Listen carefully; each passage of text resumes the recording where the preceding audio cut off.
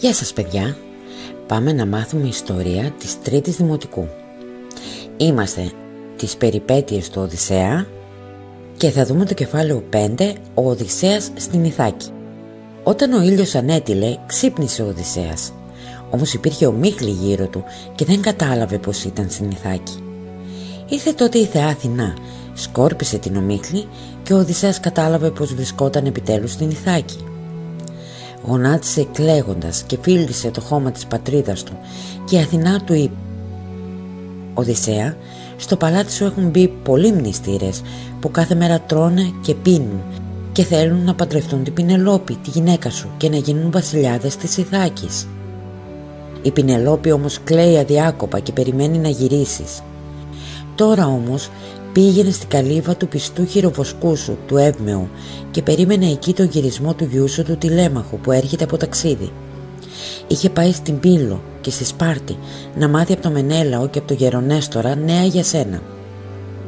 Αμέσως η θεά μεταμόρφωσε τον Οδυσσέα σε ζητιάνο και έτσι αγνώριστος πήγε στην καλύβα του Εύμεου.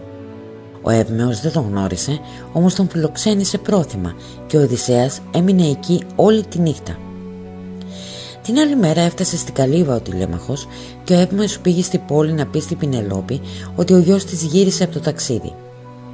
Σαν έμειναν μόνοι ο Οδυσσέας και ο Τηλέμαχος, ήρθε η Αθηνά και έδωσε στον Οδυσσέα την πρώτη του μορφή και εκείνος φανερώθηκε στο γιο του. Γιος και πατέρας αγκαλιάστηκαν και έκλαιγαν πολλή ώρα. Μετά κατέστρωσαν μαζί ένα σχέδιο για να μπορέσουν να σκοτώσουν τους μνηστήρες. Τότε ήρθε πάλι η Αθηνά και έκανε τον Οδυσσέα ζητιάνο. Το άλλο πρωί ο Τηλέμαχος έφτασε στο παλάτι και λίγο αργότερα έφτασαν και ο Οδυσσέας με τον Εύμεο. Πάτησε ο Οδυσσέας για πρώτη φορά μετά από 20 χρόνια το χώμα της αυλής του.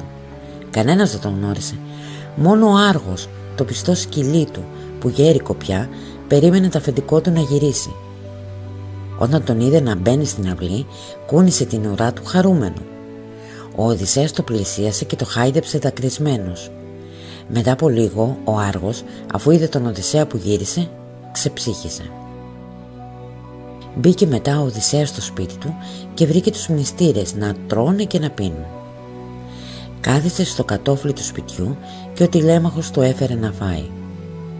Οι μνηστήρες τον κορόιδευαν, τον χτυπούσαν, τον φοβέριζαν και του έλεγαν να φύγει.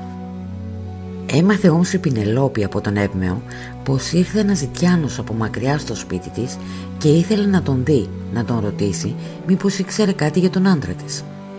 Και το βράδυ που οι μνηστήρες τέλειωσαν το γλέντι και πήγαν στα σπίτια τους να κοιμηθούν, κάλεσε τον ζητιάνο να τον ρωτήσει.